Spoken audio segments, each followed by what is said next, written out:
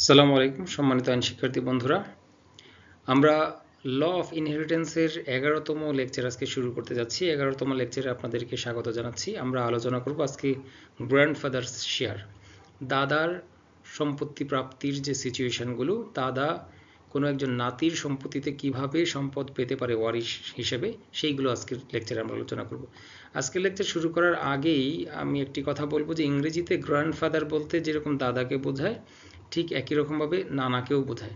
আর আমরা এখানে যখন ট্রু গ্র্যান্ডফাদার বলছি, ট্রু গ্র্যান্ডফাদার কে এটা আগে বুঝতে হবে। এবং আরেকটা বিষয় বুঝতে হবে যে দাদা হচ্ছেন বাবার সম্পূর্ণ সাবস্টিটিউট। যদি বাবা থাকে তাহলে মৃত ব্যক্তি একজন ব্যক্তি মারা গেলেও তার বাবাও আছে, তার দাদাও আছে। তাহলে বাবা যেহেতু আছে, বাবাকে বাইপাস করে দাদা কখনো সম্পত্তি পাবে না। বাবা থাকলে আর দাদার সম্পত্তি পাওয়ার কোনো কিছু আসছে না, এটা মাথায় রাখতে হবে।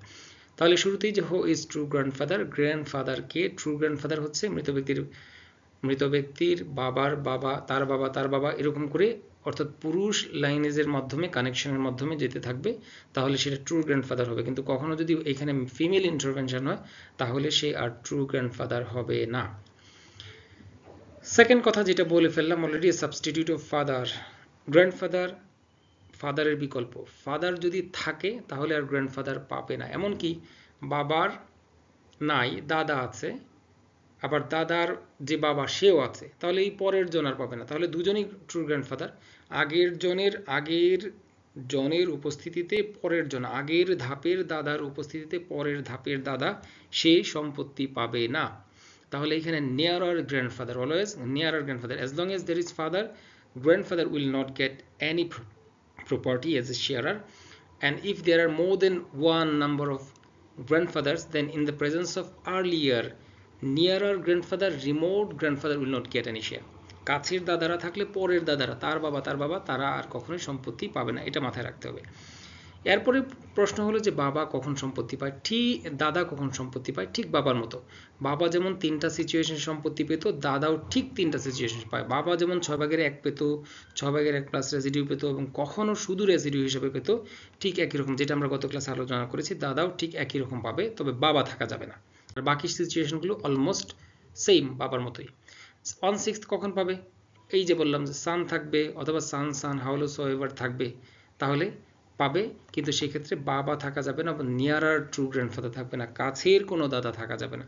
এই যে শর্ত, যদি এটা থাকে তাহলেই বাবা 6/1 অংশ সম্পত্তি পেয়ে যাবে। এক্সাম্পল হিসেবে আমরা দেখি, এখানে একজন ট্রু গ্র্যান্ডফাদার আছে, সান, আর একজন সান আছে। একজন ব্যক্তি মারা গেলেও তার ছেলে আছে একজন, আবার ওইদিকে দাদা আছে। বাবা ধরেন আরো আগে ছেলের জীবদ্দশায় মারা গেছে, তার মানে বাবা নাই, কিন্তু দাদা আছে। তাহলে দেখেন দাদা এখানে 6/1 অংশ সম্পত্তি পাচ্ছে। কেন? কারণ সান আছে, আবার ফাদার নাই। সান আছে কিন্তু ফাদার নাই, নিয়ার আর কাছের কোনো দাদাও সেখানে নাই, তাহলে সেই ক্ষেত্রে 6/1 অংশ সম্পত্তি পাচ্ছে। আর সন তো আগেই বলেছি কেন, এখানে সে রেজিডিউ হিসাবে বাকি অংশটা পেয়ে যাবে। ট্রু গ্র্যান্ডফাদার আছে, সান আছে, ছেলের ছেলে, এরকম কেউ আছে, একই কথা। আমরা বলি সান থাকা বা হাউলো সোয়েভার যেই থাকে, তাহলে সেই ক্ষেত্রে ওই শর্তই পূরণ করলো, দাদা 6/1 অংশ সম্পত্তি পেয়ে গেল। 2 নম্বর যে সিচুয়েশনটা, এখানে আরেকটা এক্সাম্পল আমরা দিয়েছি, যেমন ওয়াইফ, ট্রু গ্র্যান্ডফাদার, ডটার, সান। এখানে কি হয়েছে দেখেন, ওয়াইফের অংশটা প্রথমেই যে দেখা যাচ্ছে যে সান যেহেতু আছে 8/1 অংশ পেয়েছে, ট্রু গ্র্যান্ডফাদার সে 6/1 পেল। কেন ট্রু গ্র্যান্ডফাদার? কারণ এখানে বাবাও নাই, আবার এখানে আবার দেখা যাচ্ছে সান আছে, তাহলে 6/1 সম্পত্তি পেয়ে গেল। আর সান আর ডটার দুজন মিলে আবার রেসিডিউয়ারি হয়ে গেছে, আসাবা 2:1 অনুপাতে পাবে। তাহলে এইখানে সম্পত্তি পরে বন্টন করব আমরা এই নিচে যেহেতু তারা দুজন আসাবা হয়ে গেল, এখানে সম্পত্তি পরে বন্টন করব। এদের যেহেতু নির্দিষ্ট অংশ আছে, এটা আগে দিব। 8/1 6/1 কমন ডিনোমিনেটর করলে 24/3, 24/4, এই 24/7 দিয়ে দিলে বাকি থাকতেছে যা, তা দুইজনের মধ্যে ভাগ করব 2:1 অনুপাতে।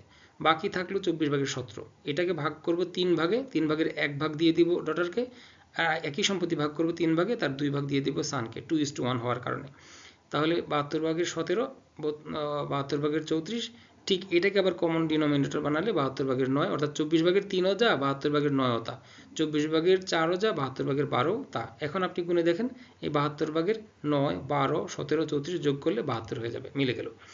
এইভাবে সম্পত্তিটা বন্টন করা হবে। অর্থাৎ ঠিক একই এক্সাম্পল আমরা দিয়েছিলাম বাবার সম্পত্তি যখন আমরা আলোচনা করেছিলাম, অর্থাৎ বাবার সম্পত্তির ক্ষেত্রেও একই রকম আমরা দেখেছি ছেলে আছে কিনা, এখানেও দেখছি যে ছেলে আছে কিনা, আর বাবা অনুপস্থিত কিনা, বাবা অনুপস্থিত থাকতে হবে, কাছের দাদারা অনুপস্থিত থাকতে হবে, তাহলে দাদা ওই বাবা যেরকম করে পেতো এভাবেই পেয়ে যাবে। 2 নম্বর সিচুয়েশন 6/1 পাবে প্লাস রেজিডিউ পাবে। কখন?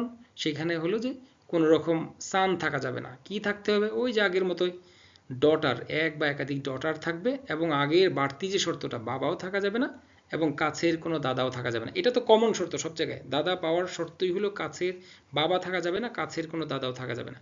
আর 6/1 পাবে ছেলে, ছেলের ছেলে এগুলোর উপস্থিতিতে, আর 6/1 প্লাস রেজিডিউ পাবে ছেলে, ছেলের ছেলে এরা থাকবে না, বরং মেয়ে বা মেয়ের মেয়ে, কন্যা বা কন্যার সানস ডটার, ছেলের মেয়ে এরা যদি থাকে তাহলে 6/1 প্লাস রেজিডিউ। ঠিক এক্স্যাক্টলি বাবার ক্ষেত্রে যা ছিল এখানেও তাই। আমি ডটার ট্রু গ্র্যান্ডফাদার দিলাম, তাহলে ট্রু গ্র্যান্ডফাদার কি শর্ত এখানে পূরণ করলো? এই যে ডটার আছে, ফাদারও নাই, সানও নাই, বাস হয়ে গেল 6/1 প্লাস রেজিডিউ। এখানে ডটার পেলো, দেখেন মনে হচ্ছে যে একজন ব্যক্তি মারা গেল, তার মেয়ে রেখে গেল, তার দাদা রেখে গেল, মনে হচ্ছে তো মেয়েই তো অনেক পাওয়ার কথা, কিন্তু মেয়ে দেখেন স্বাভাবিকভাবে একজন মেয়ে হলে যা পায় হাফ পেয়েছে। আর বাবা 6/1 প্রাথমিকভাবে পেয়েছিল, পাওয়ার পরে অবশিষ্ট আরও রয়ে গেল 6/2, কারণ তার তো দুইটা স্ট্যাটাস, 6/1 প্লাস রেজিডিউ হওয়ার সিচুয়েশনের মধ্যে সে পড়ে গেছে, কারণ এখানে ছেলে নাই, বাবা নাই, কাছের দাদা নাই, আবার মেয়ে আছে। ওই তাহলে বাকি অংশ তার এখানে যোগ হলো, যোগ হয়ে গিয়ে তার 6/3 অংশ হয়ে গেল। আরেকটা এক্সাম্পল দেখি আমরা, এখানে সানস ডটার আছে, ওই ডটার থাকলেও যা, সানস ডটার থাকলেও থাক, there is one or more daughter or sons daughter, এই সানস ডটার থাকলেও একই সিচুয়েশন, তাকেও আমরা এরকম করে সম্পত্তি দিলাম, প্রথমে এই অংশ দিলাম, অবশিষ্ট থাকলো 6/2, আবার এটা তাকে দিলাম 6/3 অংশ দিয়ে দিলাম, পুরোটা মানে অর্ধেক অর্ধেক দুই জায়গায় পেয়ে গেল। তাহলে এই যে বাবাকে দাদাকে যখন সম্পত্তি দিব, আমার এই মাথায় বাবাকে ঠিক যে সিচুয়েশনে দেই, দাদাকেও ঠিক একই সিচুয়েশনে দিই, এই জিনিসগুলো মাথায় রাখতে হবে, মনে রাখতে হবে, তাহলে যেভাবেই অঙ্ক আসুক না কেন আশা করি এই জায়গাগুলোতে কখনোই ভুল হবে না। সর্বশেষ যে সিচুয়েশন সে শুধুমাত্র রেজিডুয়ারি হবে। এটা দেখেন, আমি যদি নাও বলি আপনারা অনুমান করতে পারেন বাবার ক্ষেত্রে কি ছিল, ছেলেও থাকা যাবে না, মেয়েও থাকা যাবে না, ছেলের মেয়েরাও থাকা যাবে না, আর এখানে কি হলো দাদার ক্ষেত্রে বাড়তি শর্ত, বাবা থাকা যাবে না এবং কাছের কোনো দাদা থাকা যাবে না, এরা কেউই যদি না থাকে, এমন অবস্থায় দাদা থাকে, তাহলে দাদা শুধুমাত্র রেজিডুয়ারি হিসেবে সম্পত্তি পাবে। দেখেন নো চাইল্ড, সান ডটার কেউ থাকা যাবে না, সানস চাইল্ড থাকা যাবে না, এখানে there is no father, near grandfather এরা থাকা যাবে না, না থাকলেই তার শর্ত পূরণ হয়ে গেল। যেমন ওয়াইফ আছে আর দাদা আছে, তো ওয়াইফ এখানে 4/1 পেয়েছে যেহেতু সন্তানাদি নাই, আর ট্রু গ্র্যান্ডফাদার রেজিডিউ হিসেবে দেখেন কত সম্পত্তি পেয়ে গেল। স্বাভাবিকভাবে চিন্তা করলে মনে হয় যে একজন ব্যক্তি মারা গেল, ওয়াইফই তো সবচেয়ে কাছের, যেহেতু সন্তানাদি নাই তাহলে তো ওয়াইফই অনেক বেশি সম্পত্তি, অথচ তার দাদা এখানে দেখেন 4/3 সম্পত্তি, প্রায় 75% সম্পত্তি কিন্তু সে পেয়ে গেল। তাহলে এটা হচ্ছে কোরআনিক আইনের, কোরআনিক আইন এমনকি রাষ্ট্রীয় আইনেও এখানে কোনো পরিবর্তন নাই, রাষ্ট্রীয় আইনেও এইখানে যদি এই দুইজন অংশীদার থাকে ওয়াইফ আর ট্রু গ্র্যান্ডফাদার, তাহলে কিন্তু এই এখানে যে বন্টনটা দেখিয়েছি সেই হবে। এই ছিল মোটামুটি আমাদের দাদা সম্পত্তি পাওয়ার যে অবস্থাগুলো, এগুলো ধারাবাহিকভাবে আমরা বাকি যে শেয়ারাররা আছে তাদের অবস্থাগুলো বর্ণনা করব। আপনাদের যদি কোনো প্রশ্ন থাকে তাহলে কমেন্ট করে জানাতে পারেন। ধন্যবাদ আজকের লেকচার উপভোগ করার জন্য। আসসালামু আলাইকুম রহমতুল্লাহি ওয়া বারাকাতুহু।